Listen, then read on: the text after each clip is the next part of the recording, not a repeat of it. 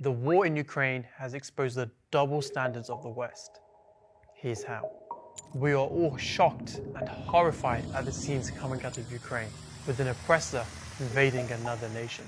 However, amidst the entire crisis, we can't help but notice an underlying double standard emerging from the way the world is responding. Ukraine isn't the first country to be invaded illegally. In fact, it's not the first country to be invaded by Russia. As we speak, there are Russian jets flying over Syria. Yet we have media commentators consistently highlighting that Ukraine is different and worthy of our sympathy.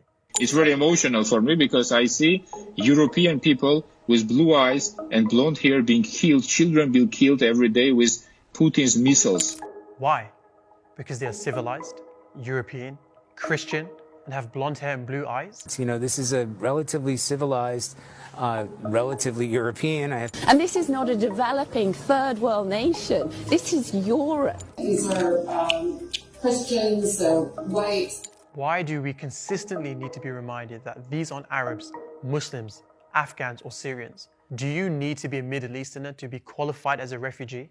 This isn't a place, with all due respect, like Iraq or Afghanistan. And don't get me wrong, of course we care about the Ukrainians, but why do we constantly need to be reminded that these people are different and therefore worthy of our sympathy? You see, when it comes to the case of the Ukrainians, they have the right to bear arms and to fight for their country, and the media celebrates them as defiant heroes. Yet when Arabs or Muslims do the same, they are branded as terrorists. Why is it that the Ukrainian Defense Ministry is allowed to teach people how to make Molotov cocktails in their fight against the oppressor, but Palestinian kids from the tender age of 10 are criminalized by the media and imprisoned up to 20 years for throwing rocks at their occupiers? The hypocrisy even extends to the response of global institutions. Russian media and art shows are cancelled, Russian banks are being shut down, and Russian assets are being frozen.